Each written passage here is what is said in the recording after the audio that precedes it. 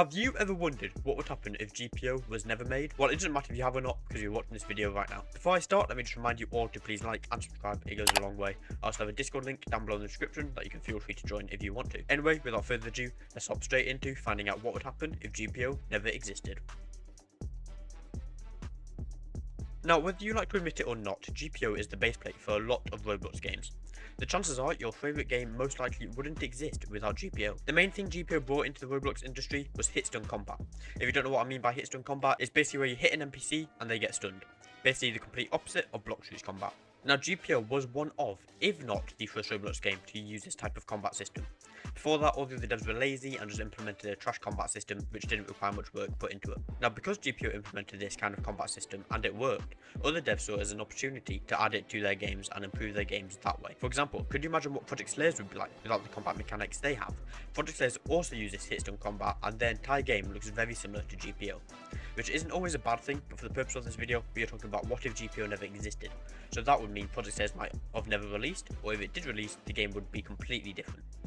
This also has a knock-on effect on other games, such as Project Mugetsu. Project Mugetsu is basically just a worse Project Slayers, looking almost identical. Now, as we mentioned before, if GPO never existed, Project Slayers would either just not exist, or it would look completely different. This would then also go and affect Project Mugetsu, by either making it so the game never existed, or once again, making it look completely different.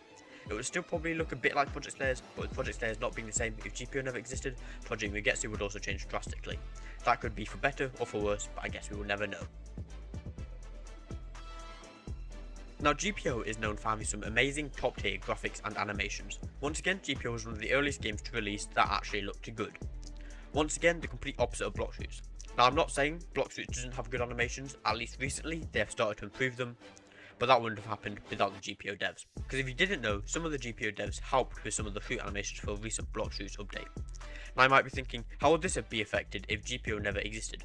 Well, if GPO never existed, other games would also have bad animations, because they wouldn't have had inspiration from GPO. Now let's talk some more about block shoots and some of the recent updates.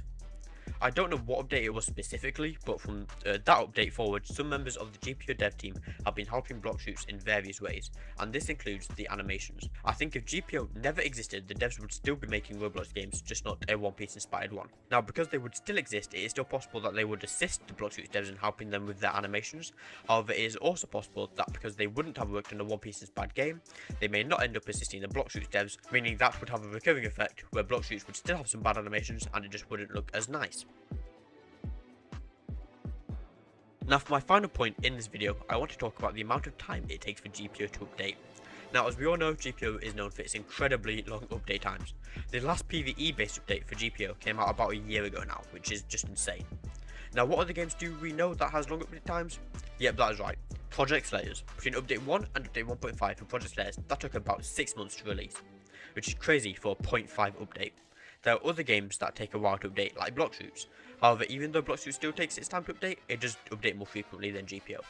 With GPO adding all these aspects previously mentioned to the Roblox platform, and other games getting inspired to add those features to their game, it would make sense the update could take a bit longer than usual, as you would have to make everything to a higher standard. However, if GPO never existed, these games wouldn't have been inspired by these features, potentially making the update times way less. Also, if GPO never existed, other games wouldn't look at GPO and see the long time it takes for that game to update, and think that it is alright to have a long time between updates. Anyway, that is everything for this video. Let me know in the comments what you think would have changed on Roblox if GPO never existed. Anyways, be sure to like and subscribe if you enjoyed. We are on the road to 10,000 subscribers. Also be sure to join the Discord down below in the description, and I'll see you guys later. Goodbye!